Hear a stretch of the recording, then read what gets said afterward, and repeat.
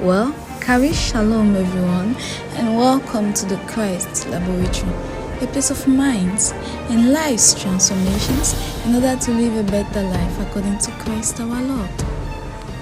Shalom, grâce et paix à vous au nom de notre Seigneur Jésus-Christ. Bienvenue au laboratoire de Christ, le frère Raphaël à votre service.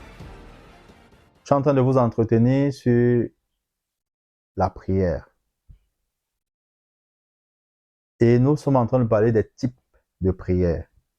Et nous avons commencé avec l'action de grâce, après l'intercession, après nous avons vu les demandes, les requêtes, les supplications, nous avons vu la prière de déclaration, de confession de la parole de Dieu.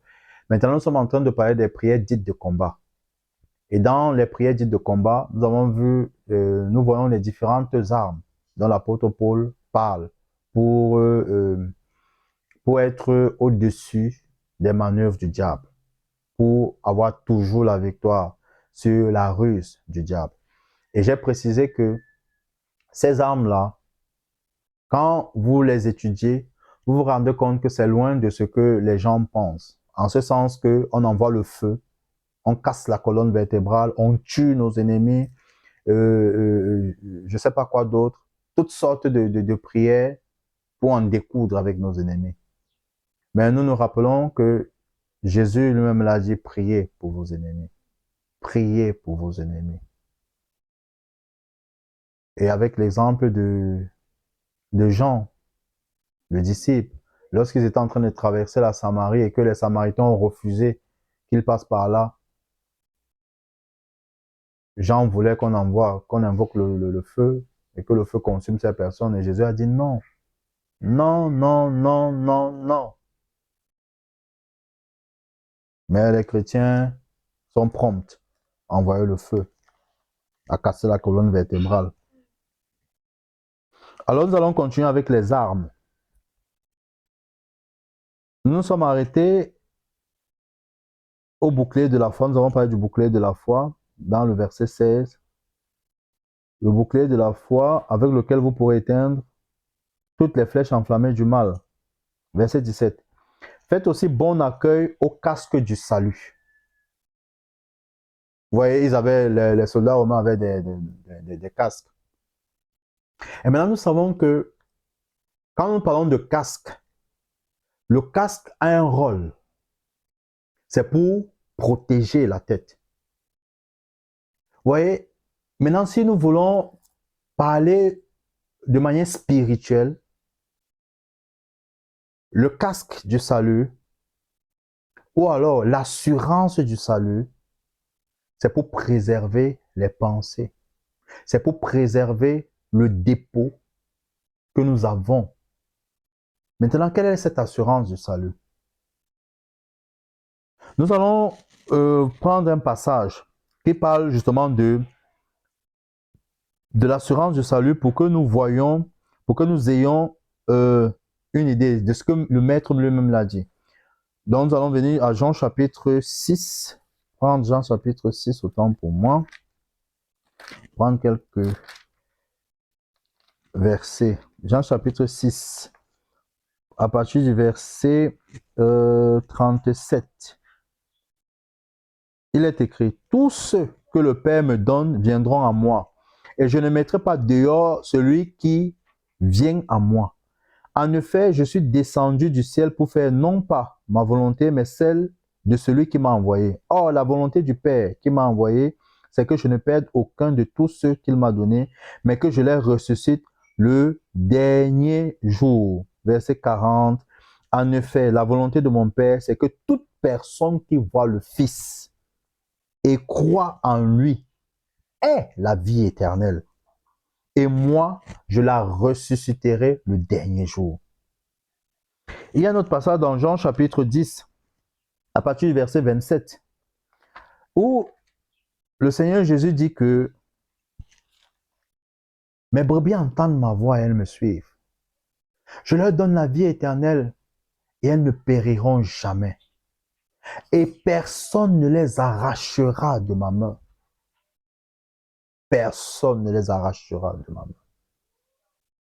Vous voyez, le Seigneur Jésus Encore plus loin dans Jean 5, le verset 24. Il dit que c'est celui qui croit en celui qui m'a envoyé, qui écoute mes paroles, a la vie éternelle. Il est passé de la mort à la vie. Et il ne vient point en jugement. Oui, ce n'est pas un débat. Donc c'est pourquoi nous devons avoir l'assurance en tant que chrétiens que nous avons cru en Jésus-Christ. Et parce que nous avons cru, nous avons la vie éternelle. Je voudrais vous faire lire un autre passage, bien aimé, dans 1 Jean chapitre 5. Il y en a tellement, mais je voudrais qu'on lise quelques-uns par rapport au casque du salut.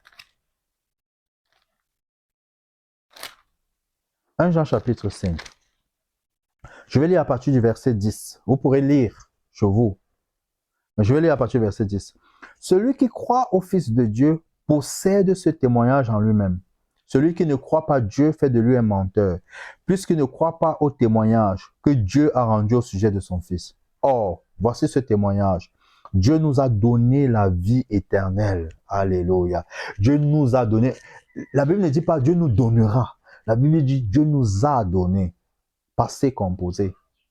Dieu nous a donné la vie éternelle. Et cette vie est dans son Fils. Alléluia. Cette vie est dans son Fils. Celui qui a le Fils a la vie. Celui qui n'a pas le Fils de Dieu n'a pas la vie. Alors je dois être sûr, je dois être convaincu que j'ai la vie éternelle.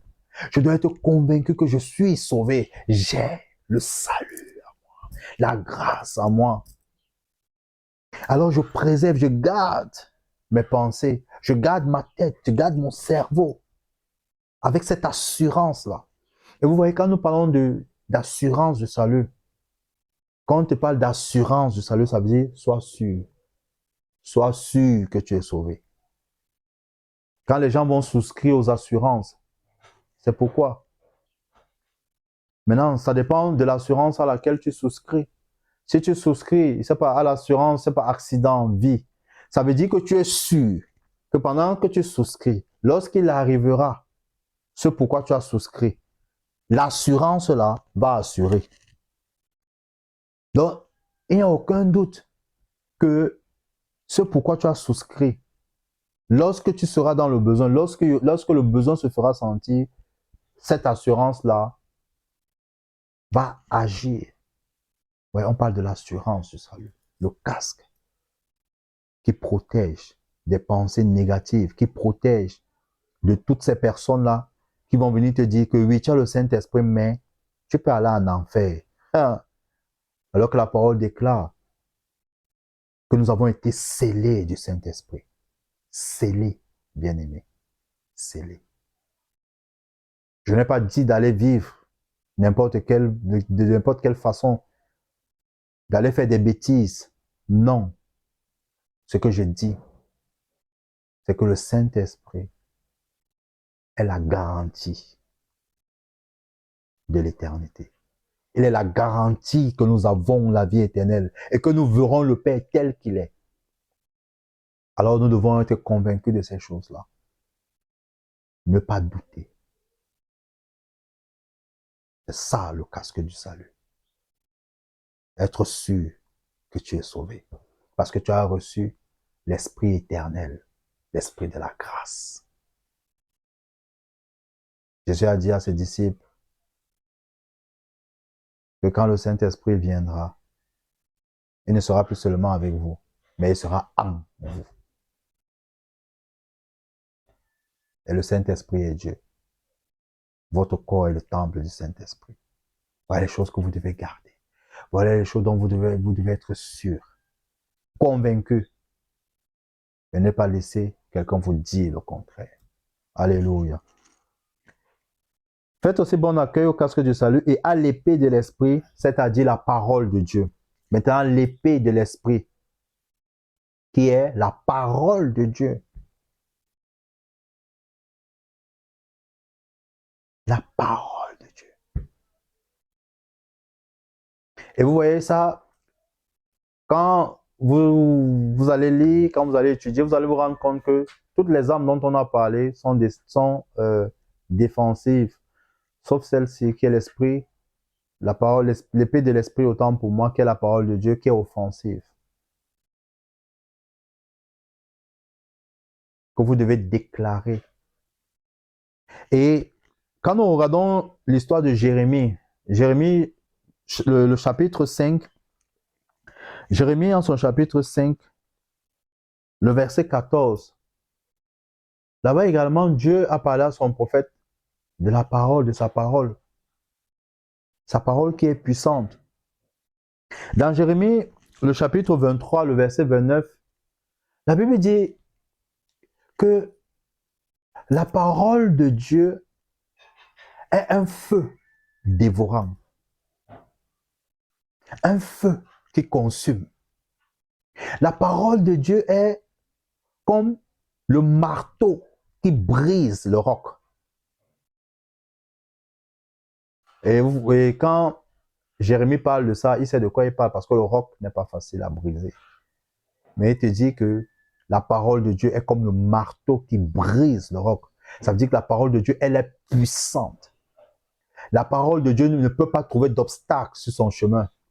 La parole de Dieu déblaye tout terrain encombré par des choses négatives. La parole de Dieu nettoie et purifie.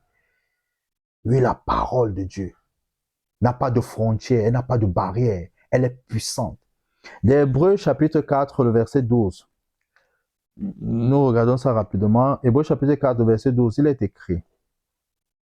En effet, la parole de Dieu est vivante et efficace, plus tranchante que toute épée à deux tranchants. Ouais. Plus tranchant la parole. Quand tu la déclares, quand tu déclares la parole de Dieu, c'est une bombe. Quand tu déclares la parole de Dieu, il n'y a pas d'obstacle. Mais je vais insister. Comment est-ce que tu la déclares? Est-ce que tu la déclares étant convaincu, étant sûr que cette parole que tu déclares va produire les effets?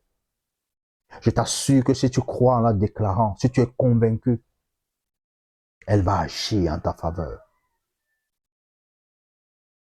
En effet, la parole de Dieu est vivante et efficace, plus tranchante que toute épée à deux tranchants, pénétrante jusqu'à séparer âme et esprit, jointure et moelle.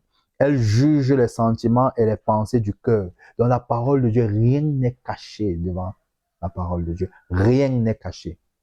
Quand tu la déclares, quand tu la proclames, quel que soit l'endroit où des incantateurs se retrouveraient, quel que soit l'endroit où les sorciers se retrouvaient pour faire des incantations contre toi, pour déclarer des paroles négatives contre toi, quel que soit l'endroit où ils sont, quel que soit le trou dans lequel ils sont cachés, quand tu déclares la parole de Dieu,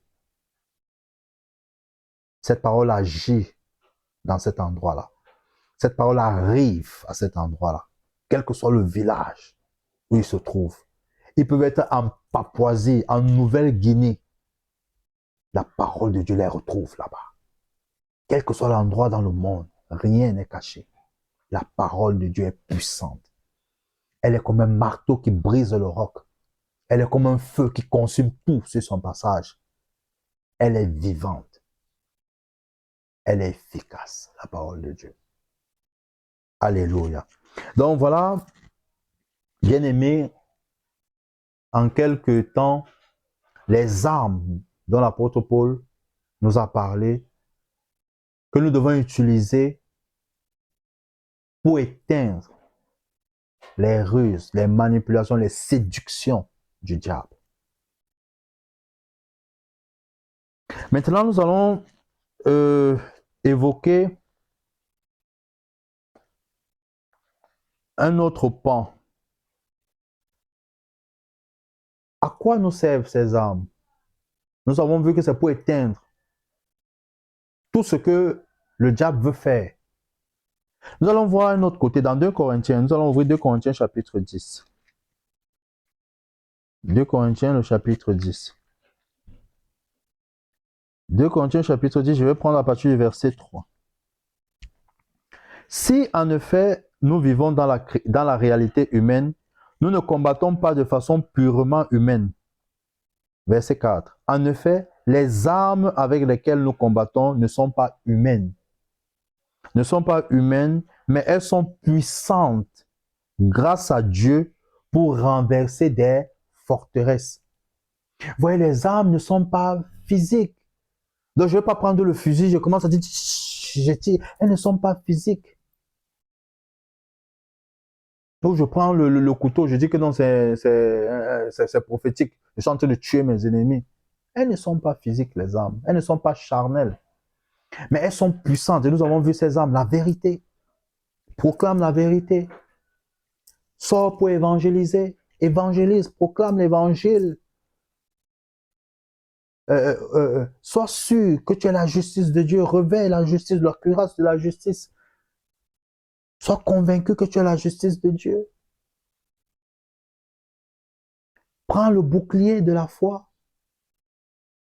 Ne doute pas ce que la parole de Dieu dit. Lorsque les pensées négatives viendront, tu pourras les repousser avec ce bouclier, éteindre tous leurs projets. Sois sûr que tu es sauvé. Tu es un enfant de Dieu. Tu es héritier de Dieu. Co-héritier avec Jésus-Christ. Tu es justifié, purifié, sanctifié. Ça, c'est le casque du salut. Et la parole de Dieu, lorsque tu la proclames, qu'elle est l'épée de l'esprit, sois convaincu qu'elle agit. Sois convaincu qu'elle atteint le but pour lequel elle est sortie de ta bouche. Sois convaincu. Alors si tu as toutes ces âmes-là, tu peux renverser, comme nous voyons ici, que ces âmes-là, elles sont puissantes. La vérité est puissante. Évangéliser, c'est puissant. Être sûr d'être la justice de Dieu, d'être sauvé, c'est puissant. Être convaincu que la parole qui sort de sa bouche agit, c'est puissant. Pour renverser les forteresses, verset 5. Voilà. Nous renversons les raisonnements et tout obstacle qui s'élève avec orgueil contre la connaissance de Dieu. Et nous faisons toute pensée prisonnière pour qu'elle obéisse à Christ. Comment est-ce que tu peux renverser ces forteresses? Il parle de tout obstacle qui s'élève avec orgueil contre la connaissance. Vous voyez que ces âmes-là, quand vous les avez, vous avez la connaissance, la maîtrise de qui vous êtes, de qui Dieu est.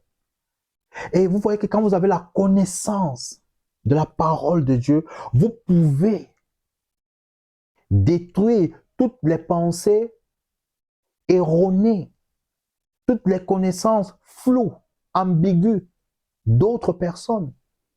Vous pouvez les amener à la lumière de la véritable parole de Dieu. Rappelez-vous la vérité. La vérité. Vous connaîtrez la vérité. Et elle vous affranchira. Elle vous rendra libre. Si vous avez la connaissance de la vérité, la connaissance de la parole de Dieu, vous renversez les raisonnements.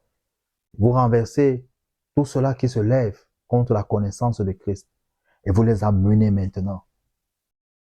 Vous les amenez à la lumière de Christ. Leurs pensées sont changées, leurs pensées négatives, leurs pensées erronées sont changées. Et elles revêtent, elles prennent de nouvelles pensées selon Christ. Quand vous les amenez à Christ, elles deviennent de nouvelles créatures. Et la Bible est claire. Si quelqu'un est en Christ, il est une nouvelle créature. Les choses anciennes sont passées. Voici, toutes choses sont devenues nouvelles. C'est avec la connaissance de la parole de Dieu que nous pouvons renverser toutes les forteresses. Toutes les forteresses avec la connaissance de la parole de Dieu. Alors l'apôtre Paul nous invite à connaître notre Dieu. C'est pourquoi je peux revenir dans Éphésiens 3 à partir du verset 14, Éphésiens chapitre 1 à partir du verset 17, où il dit qu'il prie que Dieu accorde l'esprit de sagesse et de révélation dans la connaissance de sa parole. Il prie que Dieu illumine les yeux de leur compréhension, les yeux de leur cœur, les yeux de leur intelligence, afin qu'ils voient Dieu tel qu'il est. Restez connectés pour la suite.